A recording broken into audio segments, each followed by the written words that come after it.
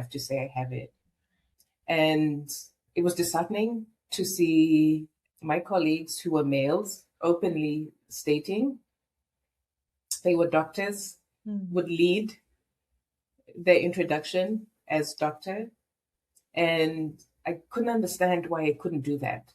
You see, there was just a block. It was just a block.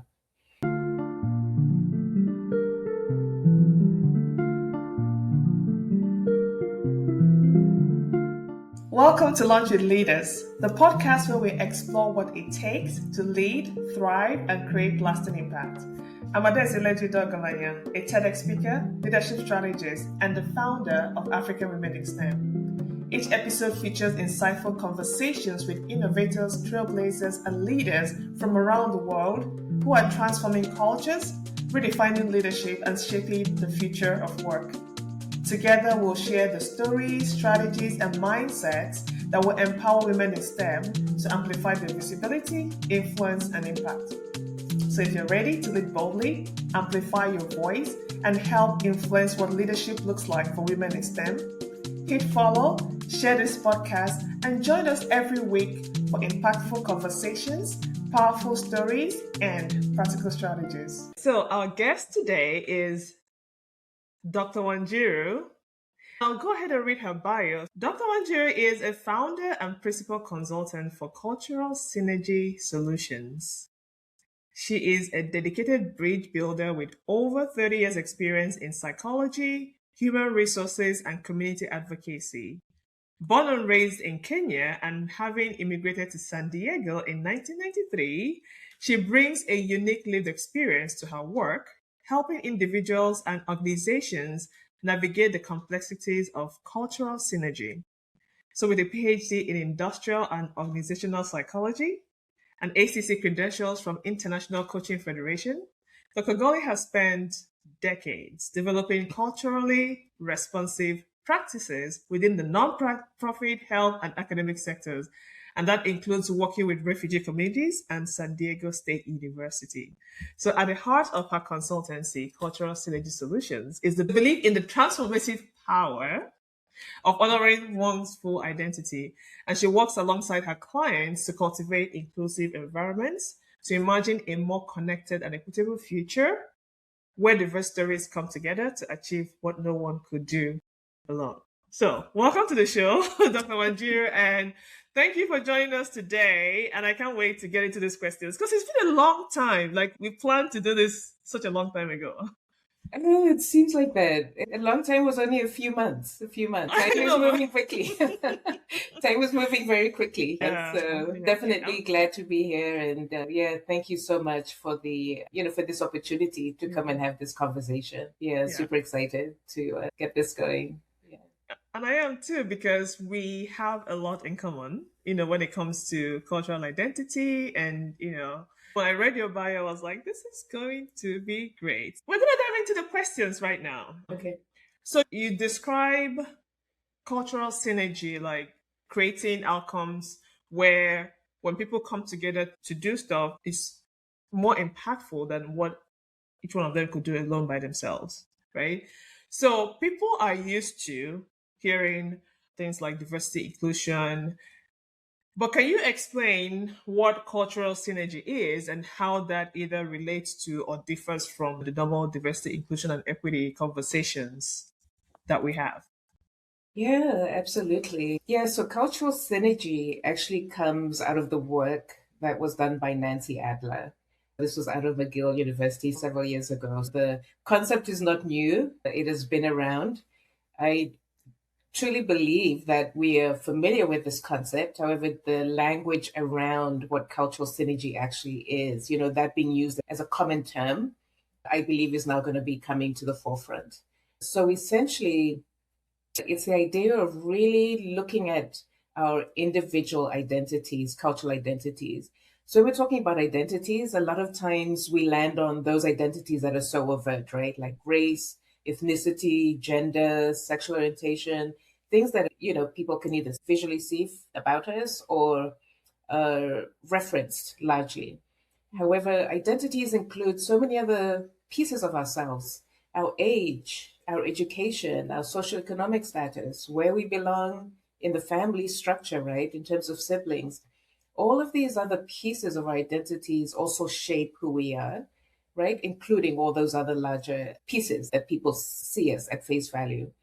So the work talks about like how do we really lift all our identities as strengths, right, and use them to really grow as a team or as an organization or really to enhance our relationships. So it's looking at that collective nature versus looking at things separately, right? Looking at somebody's race and saying, how is your race contributing to this? How are all those other identities as well coming into play? And the key part is seeing them as strengths, seeing them as strengths. A lot of our identities sometimes are seen as weaknesses and that we are less than another because of a particular identity. And this work is really talking about let's lift them up. Let's really look at how they bring strength to the conversation and the diversity that it brings to everything around us, including our organizations. So DEI, there are several terms out there. DEI, which is diversity, equity, inclusion. There's now folks are talking about DEIB, which is diversity, inclusion, and belonging. There's JEDI, which is justice, equity, diversity, inclusion. So there's several terms that have been coined out there as well to really think through, again, how are we bringing our diverse identities into conversations, specifically when we're talking about organizations and systems. So for me, these concepts are needed and they're there, right? Especially in organizations, because it helps organizations craft policies and think about who within their organization has these characteristics and are their organizations representative of the different diversities of the communities that they serve. So DEI and those other terms for me cover that part of the work, which is very, very much needed. So organizations create policies and procedures around that. What is the percentage of our folk who are representative of the African American Black community? What is the representation from the white community or Asian American, etc.? And not only are they being represented in the organization, how are they also being included in discussions, right? Are they also part of decision-making processes? And then when we're talking about equity, it's really for organizations to unpack are their policies and procedures equitable across all these diverse populations? Do all these diverse populations within their organization have equitable access to the resources? So I see cultural synergy really as an extension of that. Like it's going beyond policy, procedures, etc., and really moving more towards the individual pieces of how we are understanding our own identities and the strengths we can bring into that conversation. And as I mentioned with DEI and what have you, a lot of times it really does focus on those larger identities that I mentioned, right? Race, ethnicity, gender, sexual orientation, just to name a few. And with cultural synergy, we were going even deeper and looking more into the intersectionality of the identities that we bring. So both are much needed, Adesi. Yeah, both are much needed and they serve same purposes and also different purposes, if that's helpful. Yeah. Yeah, it is. And I like what you said about, which is something we don't think about, but it's very easy to see race, for example, to see gender. And Yes. and when you open your mouth and speak, we can tell that, you have a different language. But to your point, there are other identities that we have that are not that obvious. Correct. And like when you talk about socioeconomic, I was listening to something yesterday and I had to save it. So this guy was giving a speech, I think at Oxford University, and I think he went to Yale. So he was like, Yale, for example, I think it's at 90 something percent of the people that go to Yale are from like the top 1%.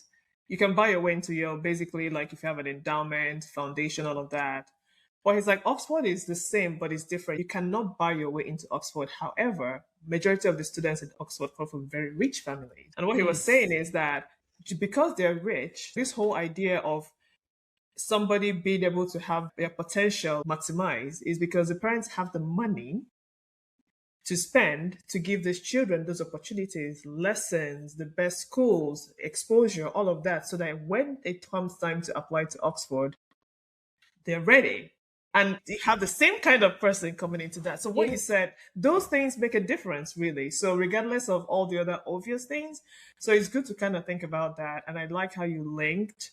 It's like, you have your diversity, equity, and inclusion, and you have cultural synergy that kind of pulls in all of this together. So thank you for sharing that. That's absolutely Yeah. incredible. Thank you. And I want to say one more thing because, Sure. again, as you were speaking, I was just like, oh my God, this is so my TEDx talk. When you talk about your identity being your strength versus a weakness, that Yes. is all I talk. I'm like, because for me, my life and career changed. Sometimes you incorporate and things happen and you just like, okay, this is how it is. But when I realized that this is not working for me because I ended up just almost disappearing, and to Mhm. appear again, I have to show up as myself. So the whole idea of seeing it as a strength worked for me, and that's kind of what I talk about, which is why I'm so happy that you're saying the same thing because I believe that. And absolutely, for that part has been a very recent awareness, believe it or not. And I've been on this earth for a very long time. And I really want to say in the last 5 years did I really grasp the meaning of that. And I've shared in other spaces that, especially spending 30 plus years in the US. And my identity as a woman from Kenya, born and raised in Kenya, I came in as an adult. So I'm an African, right? I'm an immigrant. And then when you come to the US, I'm now Black. I'm a woman. I'm seeing all these things that really on this side of the globe are not lifted up as having privilege, right? I'm not being raised up on a pedestal with all those four things: being African, immigrant, woman, Black. You see what I'm saying? So I was walking around making decisions, being in professional settings, feeling oppressed that things were happening to me because of all these four identities that I have. Does it make sense that I'd internalized Yeah, that? yeah. So the idea of looking at them as strengths really occurred in the last 4 or 5 years, where I started to see and really started to tap into what are my identities and why am I not using them? My education as a PhD, that is a strength. The fact that I'm an immigrant living in a country, that is a strength to be able to learn and navigate systems on your own, right? That should be a strength. Why am I not lifting that up as something that I have accomplished? And being able to be bicultural, being from Kenya, living in the US, learning to live the American culture. And I also have my culture from my home country. So being bicultural is a strength. I can understand different places that others don't have, right? So that mindset and that shift of thinking really is huge in how we show up in spaces. And everybody has their individual journey into that awareness. How do we really bring that forth? I grew up in the city in Nairobi. I went to Catholic school. We're middle, upper class. I came with a lot of benefits. You see what I'm saying? And yet I was still struggling here. Why is that? You see what I'm saying? My upbringing did not match how I felt in this country. So how do I turn that around? All those things that I experienced, as you shared. Yeah, your family of origin is very, very important. Very important. Educated parents, you know what I mean? And then I'm sitting here going, why am I making myself small? So funny. Like just and when you talk about that too, because again, one of the things that I struggled with in because I came here as an adult too in the United Yeah. States is not understanding the economy and how things work. Because I came and I went to grad school and my parents paid part of the tuition and I got funding for the rest of it. So I didn't have any Mm. school loans. I didn't understand it until I got married. And then my husband had school loans from law school. And I thought, oh, we're just going to pay this off. And then we spent all this money because I kind of handled the funds in my house. And because in my mind, I was thinking that we were paying it off. And I get to the end Yeah. of the year and we owed more money than we did at the beginning of the year. And it blew my Yes. mind. That was when I understood that how they calculated the interest rate was ridiculous. So kind of going on that journey, just yesterday I was driving with my husband and I saw this building.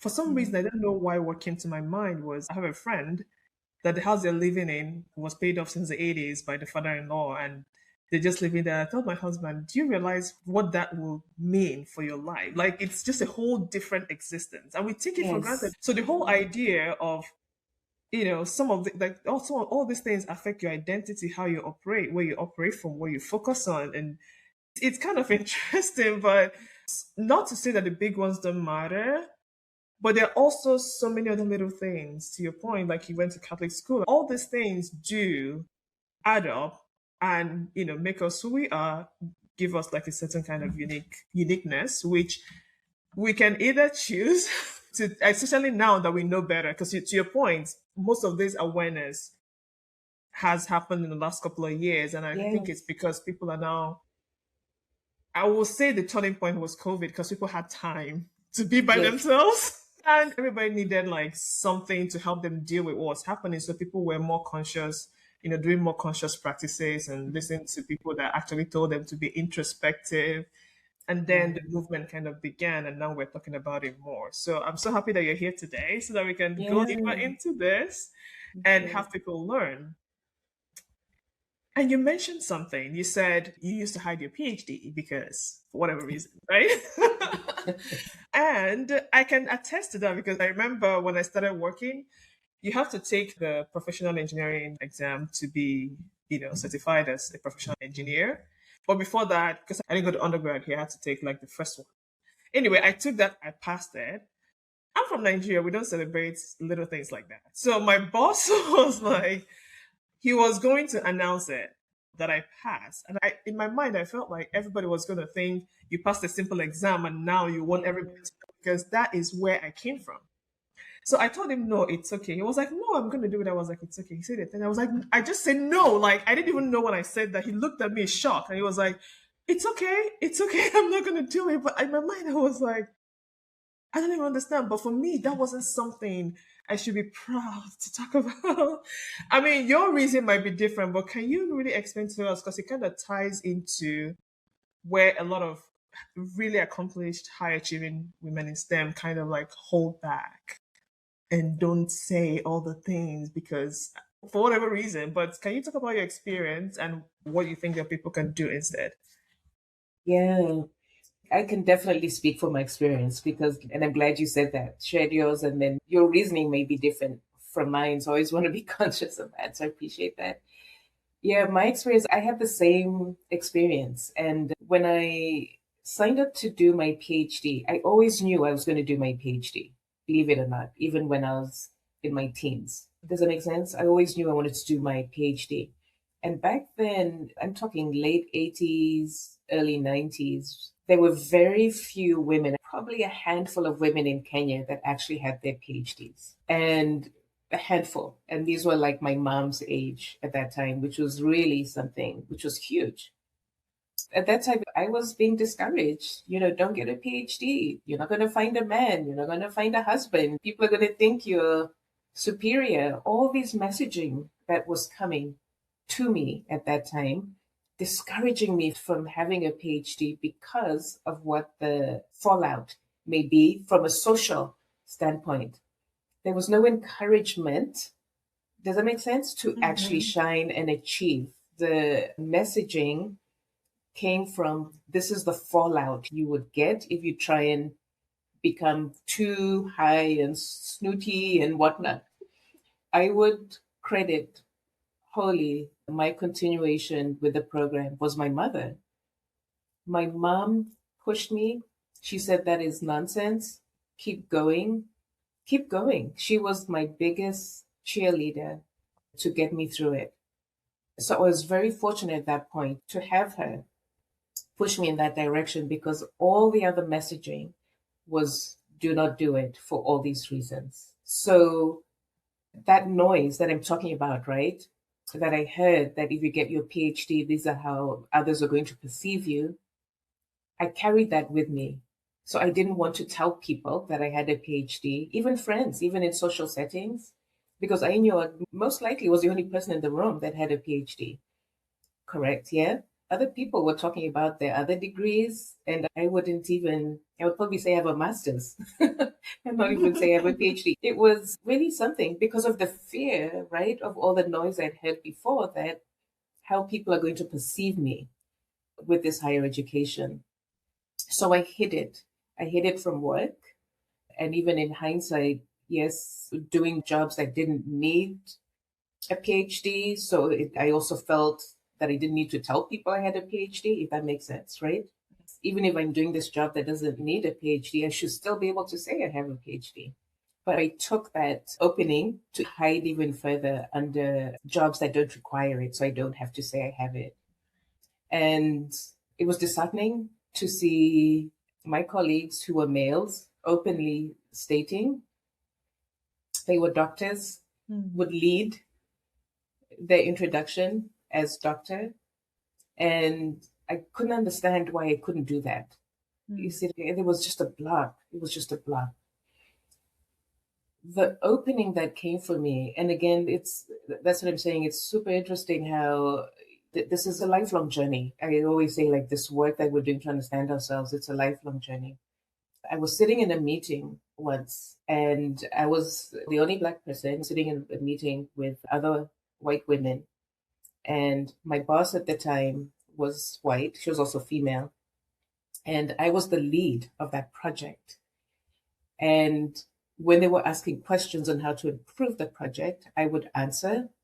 And then they would just turn to my boss and ask it to confirm what I had said. And that shook me. It shook me. Had it happened years before? Of course. However, this particular meeting, it really shook me because I looked around the room and I realized I'm the only one with a PhD in this room. Why is my opinion being discounted? And something happened to me. You know, to always say there's a aha moment or there's a breaking point. That was my breaking point. And I said, you have been for years minimizing yourself. And now look at you in a space where you're actually being disrespected and discounted. And that was the last time I swore to myself, that was the last time I'm going to hide behind my PhD. It was the last time. I've never looked back from there. Yeah, so sometimes it's a journey, right? Because of all the messaging, socialization, all of that. Some of us, it takes time for us to just wake up and say, oh my goodness, this is actually happening. Some of us can turn it around quickly. And for some of us, it takes a minute. Mine took a minute. I was pretty much like all the way. You know how you get pushed to the wall? Because I was at a point where I realized that everything I was working towards, I did not want, but I didn't know what I wanted. And I was questioning. And in the questioning, I had a coach and I had to do this exercise where I talk to people and to do like the whole 360, tell me how you see me, what you think. And then my brother was like, I don't know who you are anymore because I know myself. Yeah. Even though I studied mechanical engineering in Nigeria, we're 120, only 5 women. But I never felt like my voice could not be heard. I was the one that solved the problems. If they were afraid of a lecturer, they came to me to go talk on their behalf. If nobody listened to me, I'll stand on the table and everybody had to listen. So I never really felt until I moved here, and then it was a whole and different environment. It did take a minute, but it's one of those things that when, to your point, when it takes that long and you finally get to that place, you realize that you have not really been living at all. And why are we alive if not to live? So for me, it's like at a minimum, even if you don't believe it, just try it because at a minimum, you will live. You will wake up every day, regardless of what's happening, and be like, I'm good.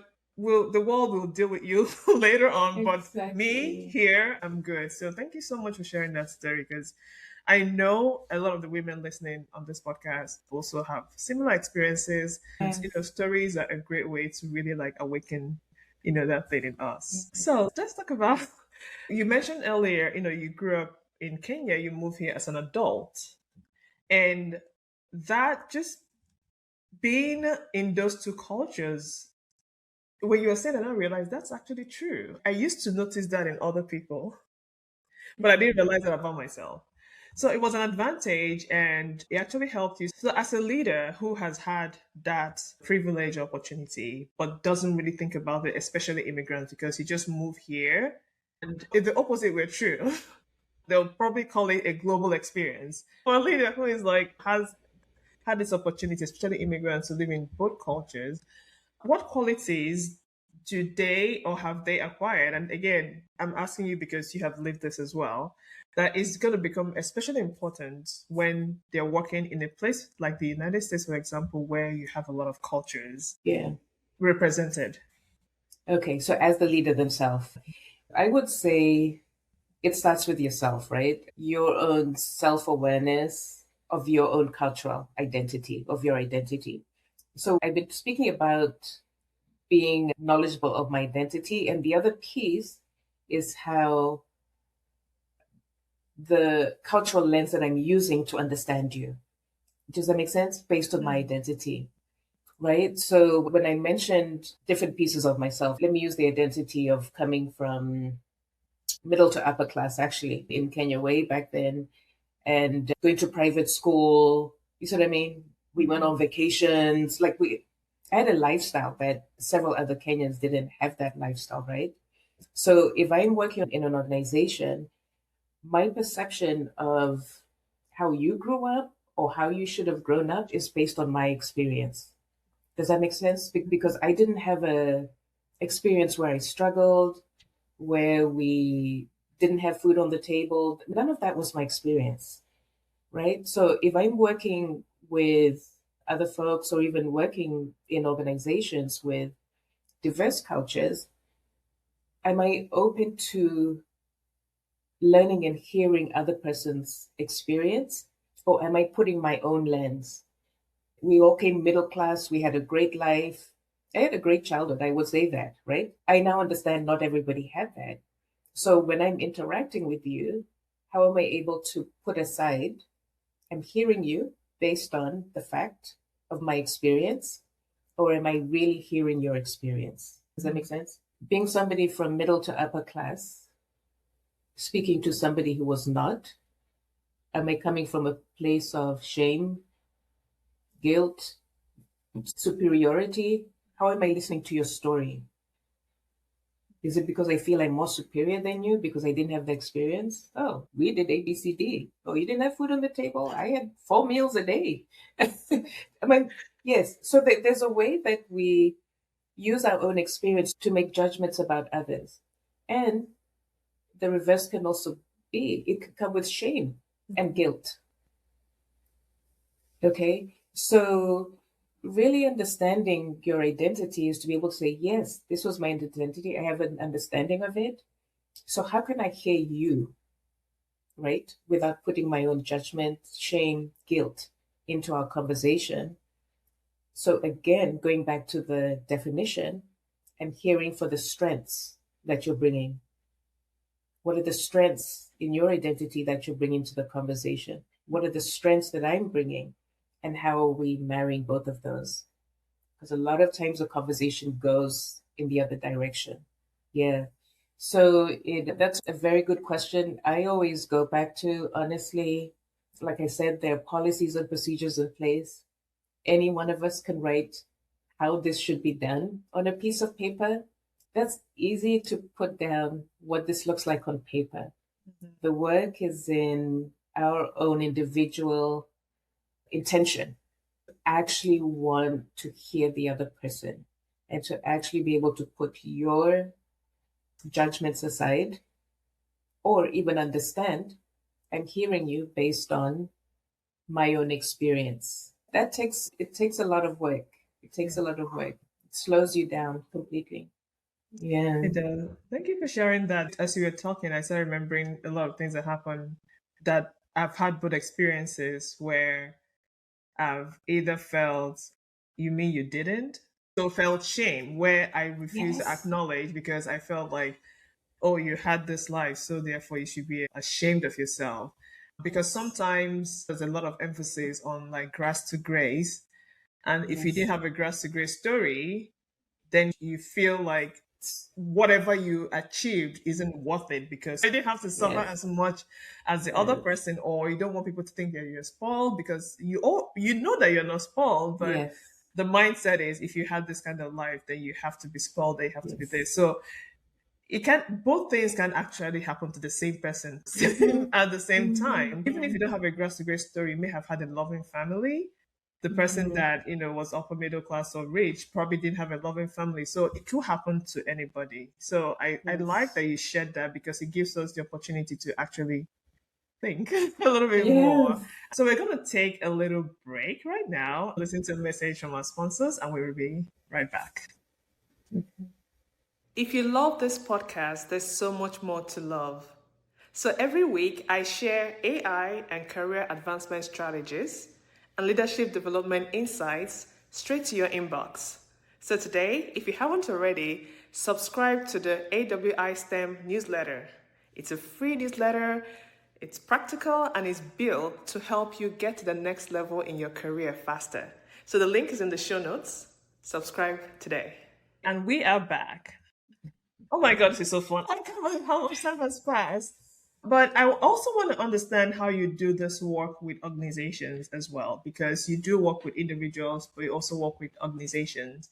Reading that you had a PhD in organizational psychology, I was going to do that. You know, I've always loved people and figuring out how they work together, but I was not interested in going back to school for a really long time, a bunch of classes. So kudos to you for that.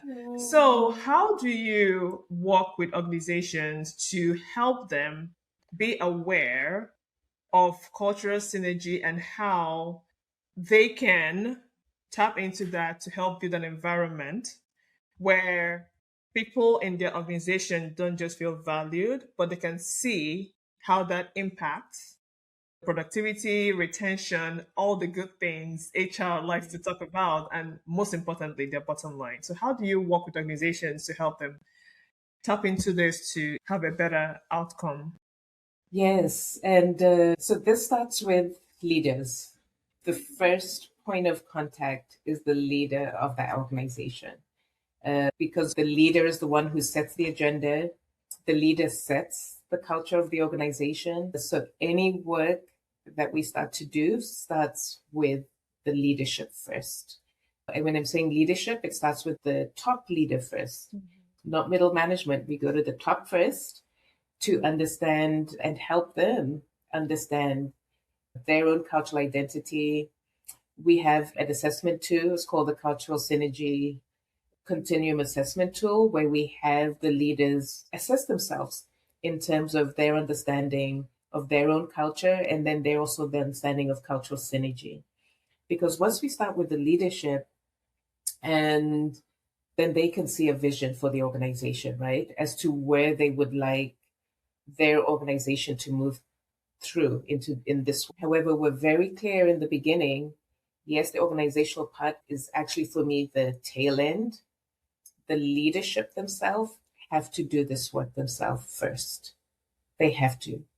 Several of us have worked in organizations where a lot of the work is funneled down to the staff. You will get to do your DEI, you will get to do these workshops, and the leadership are removed from that space. And guess what? Nothing will change. Nothing will change because any change that staff want to do, if there's no leadership buy in, it's not going to shift, right? So the organization itself is not going to shift. So it's very important for us to start with the top leadership for them to understand their journey and their intent for their organization. And if they are interested in moving their organization, it will start with them. It will start with them. So that's the first place that we begin this work. And then once there's buy-in and the leadership have done their work around, with the coaching and understanding themselves, understanding what their vision is for the organization, and then we move forward in terms of the organizational need itself. Yeah, but it has to start with leadership. And there's a otherwise, yeah, it's great to do workshops, and that's why I always go back to the when you're asking me what's the difference between DEI and policies and procedures. Mm-hmm. And then when you're actually investing in the work, that's actually a process. That's individual investment, which is a difference because we're all individuals within the organization. The system doesn't exist on its own. The system exists because we are part of the system. So we're not fixing a system. Fixing is not the best word. We're looking at the system as a whole. Primarily, we're looking at individuals within that system. So if you shift, your system will shift with you. It's not the other way around. It's not that the system will shift and then the people will shift. No, it's the individuals shift and then they cause the system to shift and change. So that's why we focus on the individuals pieces. And when you go back to the cultural synergy again, right? How are we lifting up the strengths of the individuals with this organization? How are we lifting up the strength, their identities to create the stronger system? Mm-hmm. Yeah. I just realized the reason why a lot of initiatives and organizations do not work. Because I think last week too, I heard someone say something about that they did work on an initiative, and then but they didn't see that translate to actual change. And you just said it is because yes, there is a system, but the system doesn't. If everybody in that organization left and never Yes. came back, there will be no Yes. system. Exactly. There will be no system, and I think what you said is really important because Yes. many a time people don't tie that. Oh, we need to fix Right. the thing. And they don't think that they actually need to work with, to your point, with the individuals, and then it kind of like, Exactly. changes the system. And also, it's also important that the people that make the rules, in quotes, Yes. with the budgets and the power are actually deeply involved in this. Yes. Otherwise, it would just be like my kids hanging out with their friends and talking about how they want ice cream, but then they have to talk to me. And if I say no, there shall be Thank no you. ice cream party. No matter how many times they have that conversation with Yes. themselves about how ice cream is the most wonderful thing, it stops Yes. there. So you have brought up two really critical things, which is understanding that individuals make a system, and it's worth looking at. Whatever you're working on, start there. And then the second thing also is that having the senior leaders and executives Yes. be involved, and not just involved, but have a stake too. Leading the Yeah, work. within the They work. have to lead the work. Several of us have worked in different organizations and have experienced a leadership change, and then the organizational culture changes, correct? To Mm-hmm. match that new leader. Yes. So we have to start with that person. There's no way we can start looking at organizational culture and not even include the person who is leading us. A new leader comes, people start worrying, oh no, what's going to change? Because things will change. That is 100%. I will tell you that. I've worked several places and change the leader, the organizational culture changes Mm-hmm. because we all have our agendas. We have, going back to the cultural identity, we all bring that even as leaders. This is not something for other people. We're talking about identities for everybody. I can't really wait to go deeper into this, but that's why I love having these conversations on this podcast, because things like this just come out and they seem simple and straightforward, but I can tell you because, like you, I also work for several organizations and I had Yeah. several organizations as clients.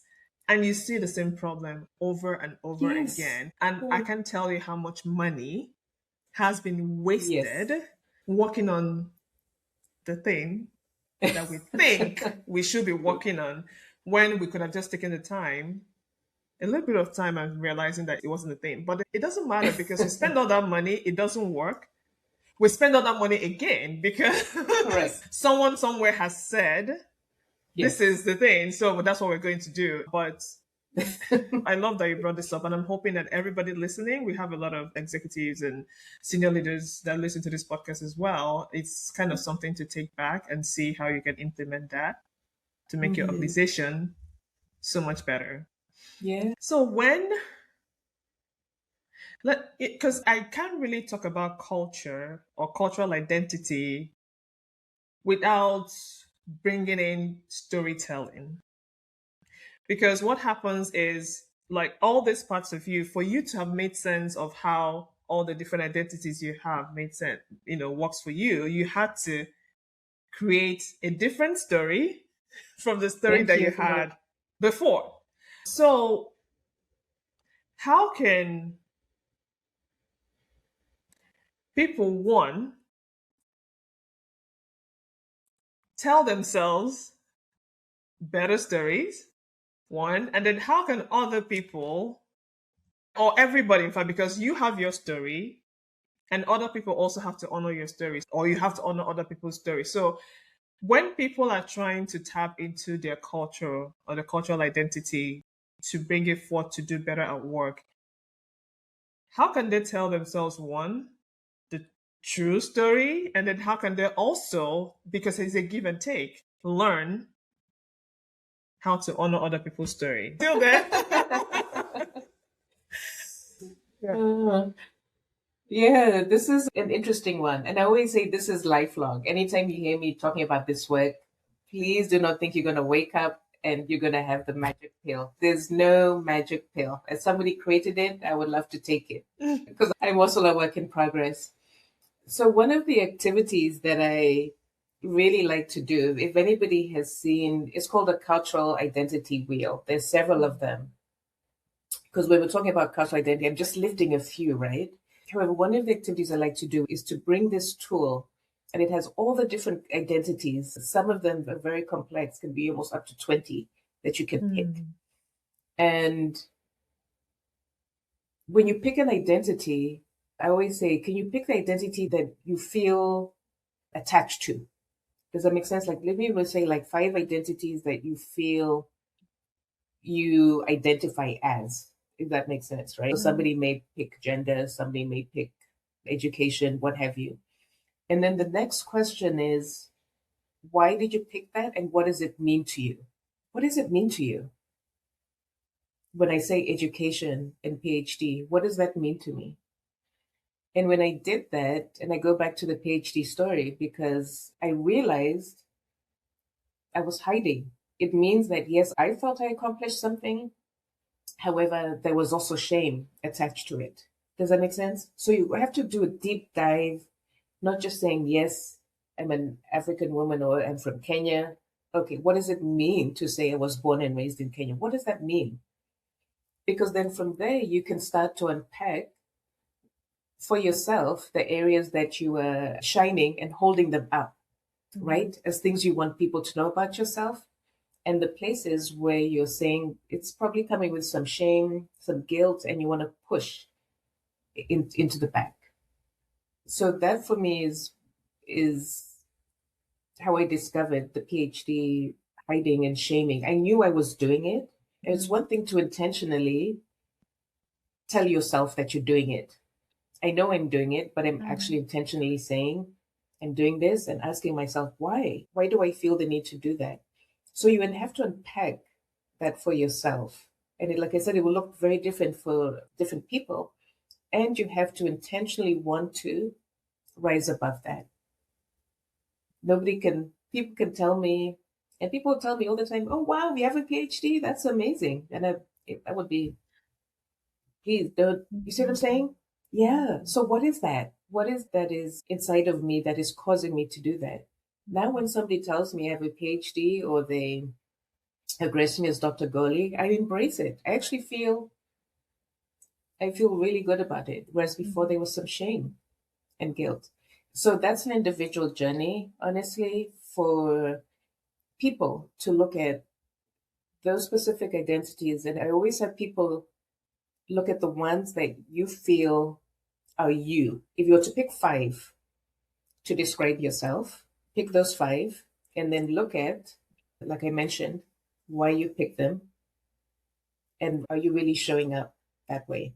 And then also look at the ones you did not pick and why, right? If you did not pick socioeconomic status, Why was that? What was coming with that? And that's the way at least for me, I can speak for myself. That's how I got to really understand who I am and then how I'm showing up in spaces. It's intentional work. Yeah, it's coaching obviously helps, when you're having the conversation with somebody else, because looking at yourself is not easy. It's not easy. So having, whether it's a coach or even a close friend or somebody, for you to really have that conversation with, and even hear how other people are seeing you. Yeah. With that identity. How are people seeing you? Sometimes we imagine people are seeing us in a different way than what we actually are showing up. Yeah. So it's a journey. I will say that even some things that I've shared today, I just realized I've never said them before. Wow. When I was talking about my family upbringing, the socioeconomic status, and I went to Catholic school and all of that, I actually just realized that I'd never said that in public before, really. And I was prompted by what you said about your family of origin and your experience. And then it made me think about mine. And then, oh, how is that impacting even my close friends, schoolmates, all of that? Yeah. So it's a journey. It's a journey. So you won't be out of work anytime soon. That makes me happy. Okay. But you have given us a lot to think about. I do absolutely enjoy having these conversations because it just gets me to really think. I have to go and listen to this episode again. It's just so much. And I'm like, this is eye opening. And this is a great opportunity because I talk about this, but sometimes when you talk about something, you're looking out. Listening, hearing you say that, I'm thinking of how I can actually improve myself, improve the work that I Yes. do, and actually help people even more. But thank you so much for that. Yeah. And again, I can't believe we're here, but I really want to talk about legacy because that really is important to me. The work that you do is really important, very critical, and it's one of those things that unfortunately we don't focus on it, but that's also the reason why we keep what's that thing? What's the wheel again that you just keep Oh, going round and round? the right, Rat hamster wheel, race. Yeah, hamster hamster wheel, wheel. going around the Yeah. hamster wheel. Yeah.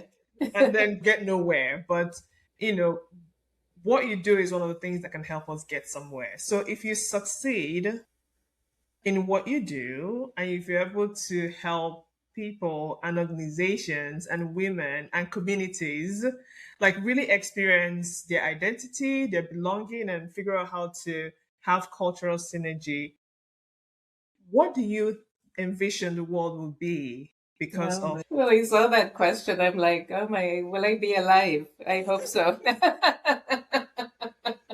I always wish we could, it seems like a interesting word, but just show up as a human, show up as myself without having to think about how I'm impacting somebody, how somebody might be seeing me.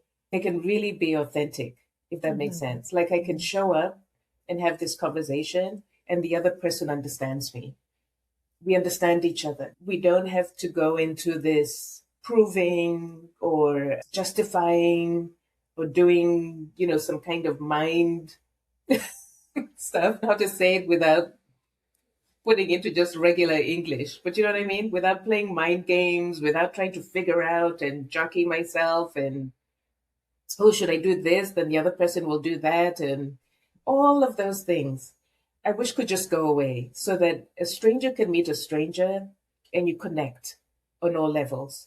I see you, you see me. We're not playing games. We don't have to try and manipulate the situation because I'm very comfortable in myself. We're both very comfortable within ourselves. We understand our identities so that when we come together, I literally just look at you and I see the strengths for you as a person. And you're looking at me and you see the strengths. And then we just go from there.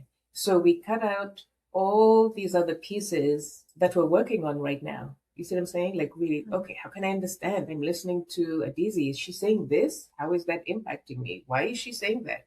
It sounds like she's trying to offend me. All those things go away. Yeah.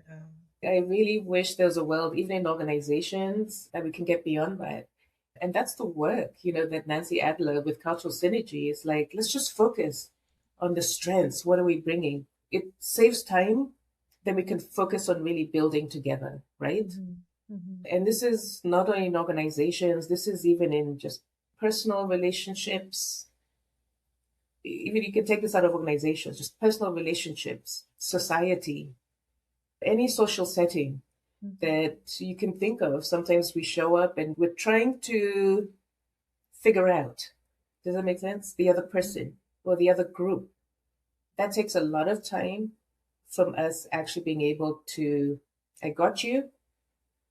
How do we now do something positive and strong? Yeah. So for me, the word authenticity comes up because that's what that means. I can show up as myself and not be worried that it will be perceived in a certain way, right? Just take me as I am. I am comfortable with myself.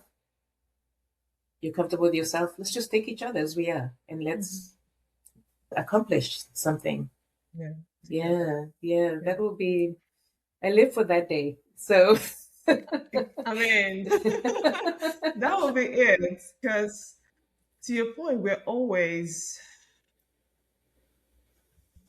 doing some level of mental gymnastics, some level of game. I think over time we have been taught, or based on the experiences that we have, that we have to be ready. And I'm gonna say, because we're both immigrants, so being an immigrant, that's part of the reason why I'm doing the work that I do right now, and I give my TEDx talk. You literally have to be different people at different times. Yes. You have to, because it's so much easier to be a certain way than to try to have to, at a minimum, just explain yourself 10,000 times in 1 hour. So it will be an incredible life. So that I can actually, Friday afternoon, I don't have anything else, so I can daydream about that incredible life that Dr. Wanjiru has painted for us. Okay, so thank you so much. This has been incredible. I have learned so much, and there's so much value and insight in what you have shared. And now I want to ask you, maybe now is the time for you to share what you're working on and how people can find you and connect with you, collaborate with you. Thank you for that. Yeah, I am the founder and principal consultant. My company is Cultural Synergy Solutions, and we provide individual leadership and executive coaching. We also provide team synergy connection. So that is like team development around creating cultural synergy. And then the other piece is organizational transformation. So as I mentioned, our work is rooted in the work that came from the framework of cultural synergy, right? Like how we're bringing the pieces together. And we have an assessment tool that we start our conversations with. As I mentioned, it's called the Cultural Synergy Continuum Assessment. And that's for you to really assess yourself, where you are, and then where you would like to transform to. So the work is guided around this assessment. And yeah, so you can find me on LinkedIn, but it's Cultural Synergy Solutions. And then also the email is wanjira@culturalsynergysolutions.com. And yes, those are the two places. And I have a website as well with the same name. So everything has the same name, Cultural Synergy Solutions. So you type that anywhere and then you can find me in any of those medias, website, LinkedIn, making my way to Instagram. So I'll be there shortly. Yeah, for sure, LinkedIn. Yes. Thank you so much for sharing that. I think it's one of those things that I don't understand it. I have an Instagram page, but I don't understand it. Thank you so much. Yeah. Thank you so much. We had an absolutely amazing time. So again, we're going to share all your information in the show notes so that people can easily find you and follow you.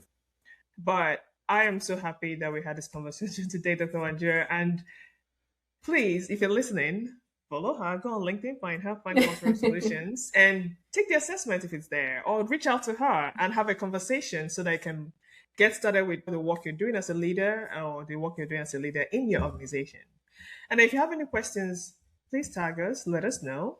And also let us know what you enjoyed about this episode. What did you enjoy? What did you learn? And most importantly, what are you going to take action on? And again, Like because that's the whole point. That's why we do this, so that we can take action one action at a time and eventually get to the goal that we have for our lives and our careers. And one way you can support this podcast is to leave us a review and also follow us as well. And I'll be shouting some of you out in future episodes. So thank you so much.